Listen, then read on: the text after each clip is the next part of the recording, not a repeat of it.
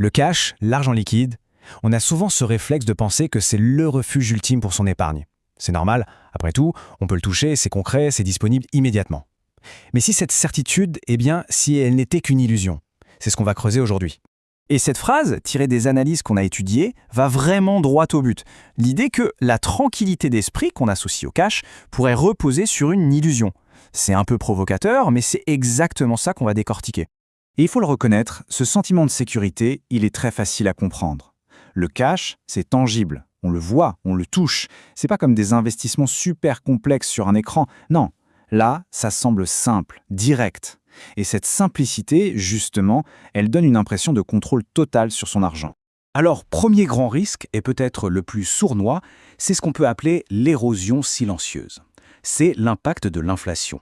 Une menace qu'on ne voit pas à l'œil nu, mais qui est bien réelle. L'inflation, qu'est-ce que c'est au fond?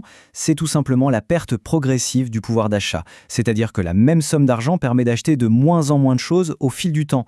L'argent en lui-même ne disparaît pas, attention, mais sa valeur, elle, s'effrite. Et le plus troublant, c'est que ce phénomène est lent, continu, presque imperceptible au jour le jour. Pour que ce soit bien concret, prenons un exemple tout simple. Imaginons une somme de 10 000 €. Une somme mise de côté, soit dans un coffre à la maison, soit sur un compte courant qui ne rapporte rien. Maintenant, regardons l'impact sur quelques années seulement. Si ces 10 000 € ont été mis de côté en 2020, avec l'inflation cumulée en Europe, leur pouvoir d'achat réel en 2024, il n'est plus que de 8 500 € environ. C'est énorme. On a toujours les 10 000 € en billets, mais ils ne peuvent tout simplement plus acheter ce qu'ils achetaient avant. C'est exactement ça.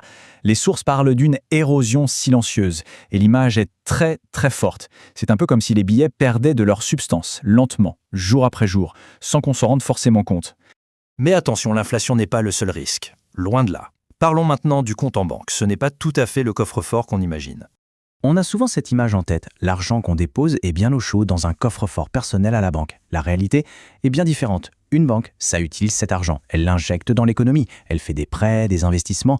Bref, l'argent déposé n'est pas du tout immobile. Il travaille, mais pour la banque. Alors bien sûr, il y a des protections. En Europe, on a la fameuse garantie des dépôts qui protège jusqu'à 100 000 € par personne et par banque. C'est rassurant, mais que se passe-t-il en cas de crise systémique majeure? Est-ce que cette protection a des limites? La réponse est oui. Et ce risque, il n'est pas que théorique. On a des exemples. En 2013, à Chypre, les dépôts de plus de 100 000 € ont été carrément ponctionnés pour sauver les banques.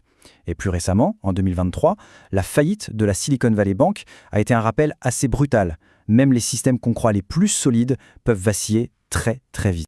Bon, et ça nous amène à une troisième catégorie de risques, les risques